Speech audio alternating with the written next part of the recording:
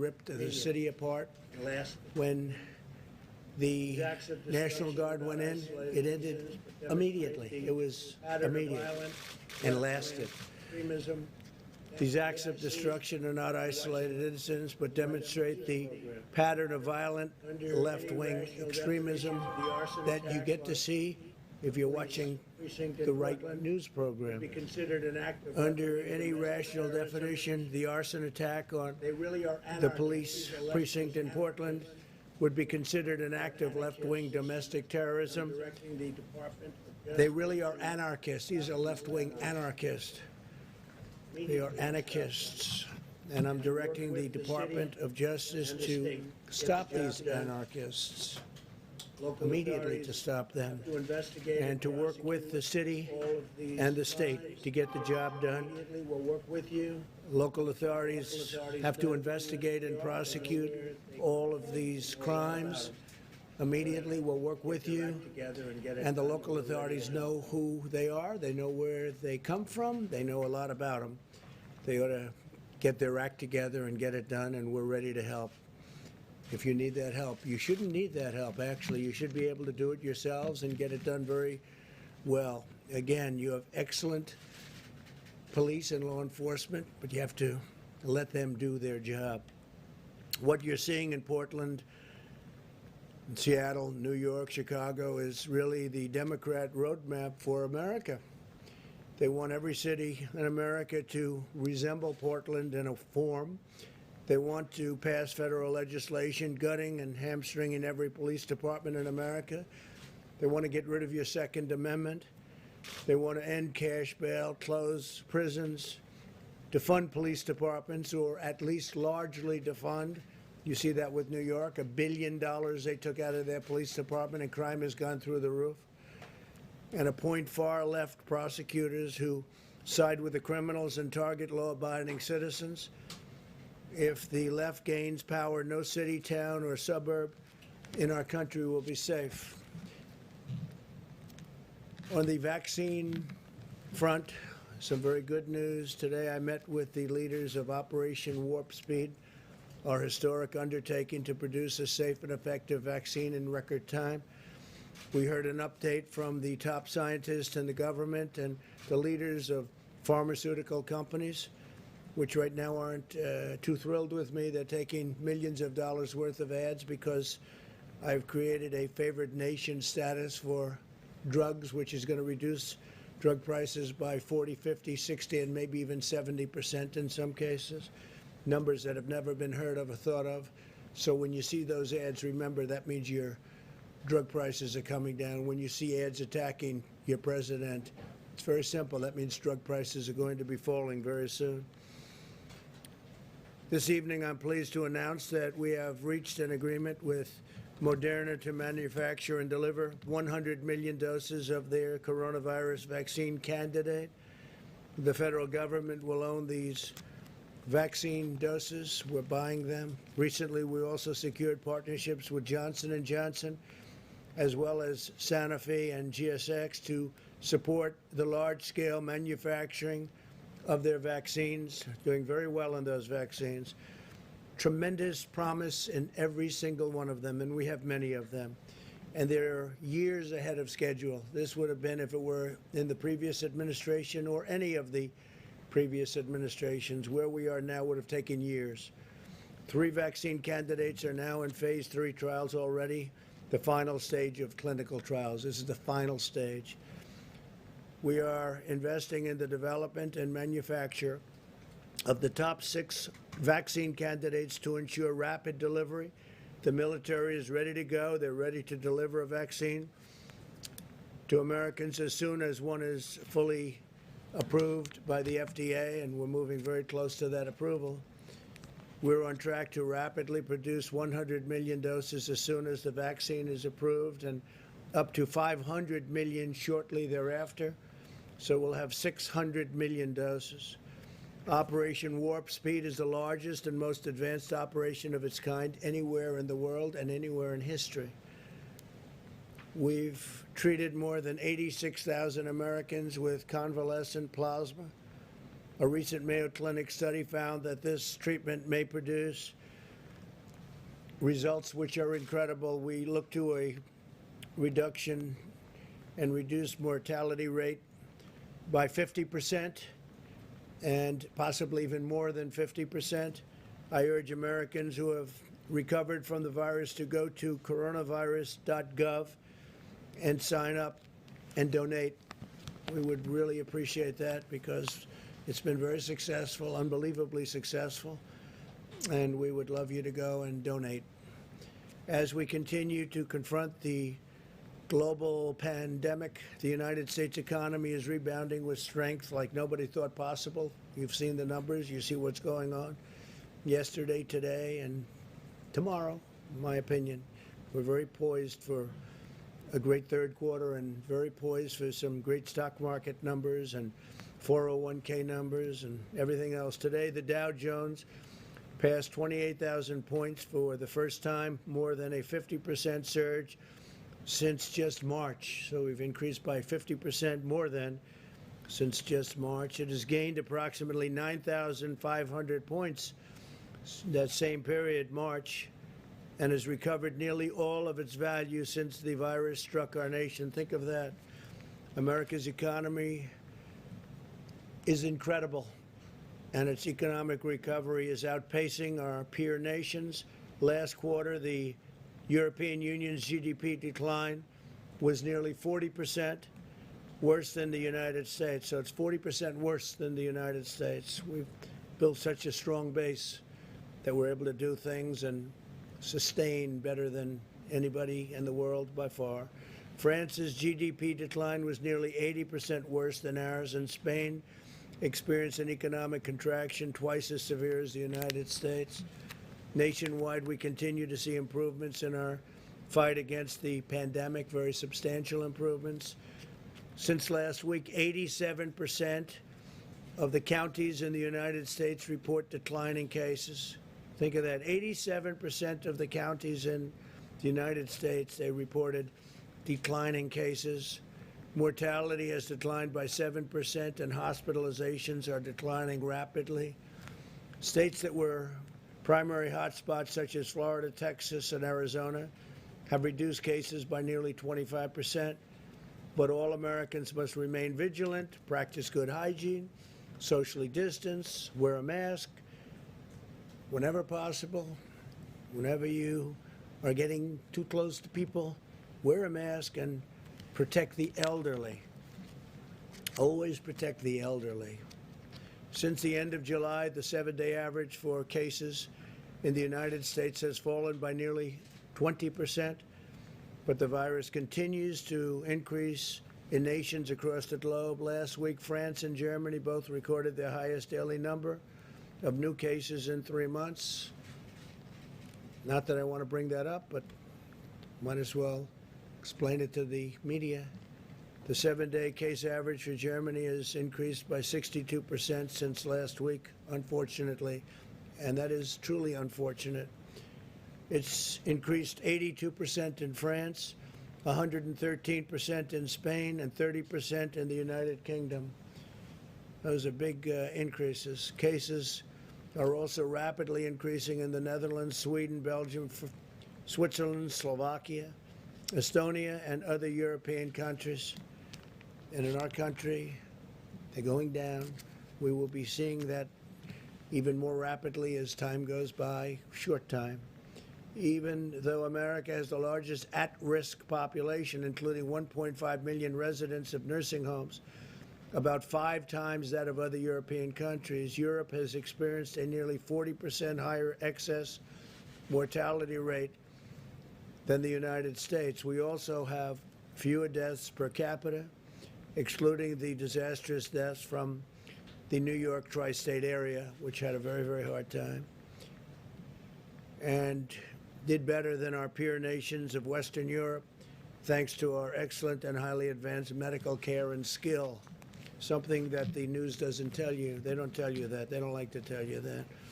The United States has now conducted more than 66 million tests, far more than any other nation in the world. India, which has a population of 1.5 billion people, has done 24 million. So we're at 66 million. And Think of it, India's at 24 million, and India is second. The entire region of Latin America, comprising 33 countries, has conducted 25 million tests, yet Latin America has more confirmed cases by far than the United States. As we safely restore our great economy and reopen our schools, and hopefully we can watch colleges play football. We want to get football in colleges. These are young, strong people. They won't have a big problem with the China virus. So we want to see college football start, and hopefully a lot of great people are going to be out there. They're going to be out there playing football, and they'll be able to fight it off, and hopefully it won't bother them one bit. Most of them will never get it, statistically. But we know we'll see more cases at some point, and we will eventually develop sufficient immunity in addition to everything else that we're doing. So college football, get out there and play football. People want to see it. And stand for your American flag, stand for your national anthem, because people are not happy when that doesn't happen. You look at the NBA and what's happening with the NBA and their poor ratings. I don't know. Can't imagine why, but they didn't stand. They didn't show respect to our flag. They didn't show respect to our national anthem. And maybe that's having an impact, but just not good. The NFL had its problems 2 years ago when that happened. They went way down in their ratings and their fans, and they struggled back, and now all of a sudden they're putting themselves in the same position. So stand for your flag and stand for the national anthem, and I think you're going to do fantastically well, because a lot of people aren't going to watch if you don't. I'm one of them. That's why our strategy and attention are focused on preventing the cases that are most likely to require discussing the opening of schools, hospitalization, or produce any death. We have to maintain vigilance over our elderly population. We've learned that, I think, more than any single event, Scott. We have to be very vigilant all over, but we have to really protect our elderly population, and especially our elderly population that has problems with heart, lung, any form of sickness, diabetes in particular. And we are at the same time in very good shape with respect to hospital room and hospital overcrowding. We're in great shape. On the nursing home front, protecting our nursing home residents is a critical focus of our strategy. HHS recently announced that they will use the Provider Relief Fund to deliver an additional $5 billion to further protect nursing homes and long-term care facilities as they continue to combat the China virus. We have delivered over 1,800 rapid point-of-care testing devices to nursing homes, and we are in the process of delivering these devices to all 15,000 Medicare and Medicaid certified nursing homes by the end of September. So they're going to have very, very rapid tests. They won't have to wait around 2 or 3 days or 4 days, and that number has come down very substantially compared to what it was when you send it to the labs. You get very accurate tests, but it takes a period of time to send it, to check it, and then to send it back. But we are now at a position where we're sending very, very rapid tests, 5 minutes to 15 minutes. We will care for America's seniors as we develop the vaccine and therapeutics are coming along very, very well.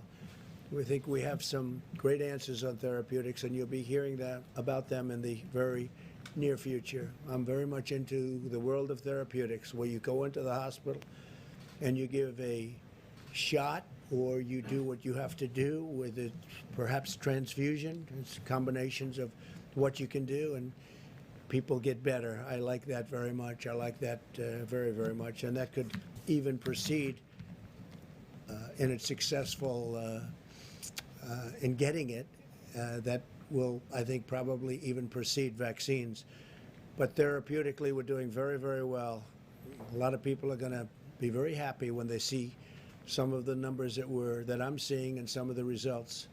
So tremendous things are happening on the vaccine front and the therapeutic front. And our country should be very proud of itself. We're going to get it delivered very rapidly as soon as it comes out. Okay, questions, please? Thank you, Mr. President. 20 million people are due to be evicted from their homes next month. And do you fear that this could be your Herbert Hoover moment if you do not reach a deal with Congress to set up a new CARES Act? We are not allowing that to happen. We're stopping evictions. We are stopping evictions. We're not going to let that happen. And also, we're not going to evict people. We're not going to let people. The Democrats, maybe they don't care, but I care. And we signed an executive executive order. You know that, right? And we are not letting people be evicted. It was a suggestion. Thank you, President Trump. If I could have two questions, I'd like to ask you one about Senator Harris's record, and then a different one about FISA abuse. Sure. So regarding Senator Harris's record, you had a pretty quick response to that. You had an ad out that said that she was a phony, and I wanted to drill down. She was a what? A phony. Phony. And I wanted to ask about a specific example that a lot of people thought was a phony moment. As San Francisco DA, she oversaw, according to the Mercury News, 1,900 marijuana convictions. But she was asked in an interview last year if she had smoked marijuana, and she appeared to joke and, according to some people, lie and say that she was listening to Snoop Dogg and Tupac while their music hadn't come out at the time, while she said she was smoking pot and listening to it. Why would she lie about that? Do you see that as more evidence that is surpassed on marijuana a liability? Well, she lied. I mean, she said things that were untrue. She is a person that's told many stories that weren't true. She's very big into raising taxes. She wants to slash funds for our military at a level that nobody can even believe. She is against fracking. She's against petroleum products. I mean, how do you do that and go into Pennsylvania or Ohio or Oklahoma or the great state of Texas? She's against fracking. Fracking's a big deal. She's in favor of socialized medicine, where you're going to lose your doctors, you're going to lose your plans. She wants to take your health care plans away from 180 million Americans. 180 million Americans that are very happy with their health insurance, and she wants to take that away. So she was my number one pick. I mean, she was, as they would say, because hopefully you'll start college football, she was my number one draft pick. And we'll see how she works out. She did very, very poorly in the primaries, as you know. She was expected to do well, and she ended up at right around 2% and spent a lot of money. She had a lot of things happening, and so I was a little surprised that he picked her. I've been watching her for a long time, and I was a little surprised. She was extraordinarily nasty to Kavanaugh, Judge Kavanaugh then, now Justice Kavanaugh. She was nasty to a level that was just a horrible thing, the way she treated now Justice Kavanaugh, and I won't forget that soon. So she did very poorly in the primaries, and now she's chosen, so let's see how that all works out. Does the marijuana legalization vote for you rather than her because she convicted so many people in the past? I can't tell you what she's voting for. I don't think she knows what. I think Joe knows even less than she does. But I was a little surprised at the pick. A lot of people would say that might be the pick. I was more surprised than anything else because she did so poorly. Many people did much better than her in the primaries. She did very poorly in the primaries. And that's like a poll. You know, that's like a poll. Can I also ask you about FISA abuse, President Trump? Go ahead. Yes, about FISA abuse. So now it's widely accepted among Republicans that there was FISA abuse. Tremendous FISA abuse, yeah. The Justice Department IG has found that with the Carter Page Warren application. But we were actually warned in 2013 that the surveillance court was allegedly a rubber stamp. It was approving surveillance. And I was wondering, I don't think as president you've commented on Edward Snowden, but do you think he should be allowed to return without going to prison? So as far as FISA abuse is concerned, there was tremendous FISA abuse. It's amazing that it's taken this long, and everyone knows that it's been proven very substantially. Not only FISA abuse, changing documents and putting documents in front of the FISA court and courts that are disgraceful that they could have done it. And the fact is, we caught Joe Biden, President Obama, the whole group. You can look at Brennan and Comey and Clapper, the whole group. We caught them spying on our campaign. This was an illegal act like no other illegal act. This was treason. This was at the highest level of treason. And Obama and Biden got caught spying on my campaign using intelligence agencies of the United States government to do it, both before and after the election. So before the election, then after I won, they continued. It's total illegal activity, and now we just have to see what's happening. But as far as Kamala is concerned, she's a big tax raiser. She's a big slasher of funds for our military, and she's got a lot of difficult things that she's going to have to explain. Plus, she was very, very nasty to one of the reasons that surprised me. She was probably nastier than even Pocahontas to Joe Biden. She was very disrespectful to Joe Biden, and it's hard to pick somebody that's that disrespectful. When she said things during the debates, during the Democrat primary debates, that were horrible about Sleepy Joe, and I would think that he wouldn't have picked. OAN, please. Thank you, Mr. President. Yesterday, Seattle City Council voted to cut funding for their police department, and the police chief there, Carmen Best, the first black woman to serve in that capacity, she resigned hours later. What does this say about our country? What does this say about the defund police movement? Well, I think that Seattle, in spite of all that they've been through with the embarrassment of having a radical left group, Antifa and others, take over a big portion of the city of Seattle. We're talking about a big city, a major city. That they allowed that to happen is incredible. That it took so long to fix is incredible. The only reason they went in is because they knew we were going in the following day. And so they preceded us. They didn't want that to happen. They didn't want to be embarrassed. And the people just gave up. They were exhausted from having taken over a city for so long. The police commissioner seems like a very good woman. They were going to slash her salary by 40 or 50%. And they cut a tremendous amount off the police department, really where people are saying it's not sustainable as a good police department. And again, those police are good also, but they're not allowed to do their job. So I think it's a shame. I hate to see her go because she did, in her own way, a very good job, but she wasn't effective in convincing the mayor and the city council to give the funds that were needed, or just leave the funds the way they are. They've done a big defund, a big part of it. And it'll probably get worse before people realize this is a tragic era, before people start dying and getting hurt very badly. So I think Seattle's made a tragic mistake. I think Portland has no clue as to what they're doing. They have no clue. And hopefully they'll be asking for help, because we can solve their problem very, very quickly. Yeah, go ahead. Thank you, sir. Mr. President, two quick questions. One on Senator Harris. Very simply, is she going to help former Vice President Biden's chances in November, or is she not hurt? Well, I like Vice President Mike Pence much better. He is solid as a rock. He's been a fantastic vice president. He's done everything you can do. He's respected by every religious group, whether it's evangelical, whether it's any other group. They respect Mike Pence.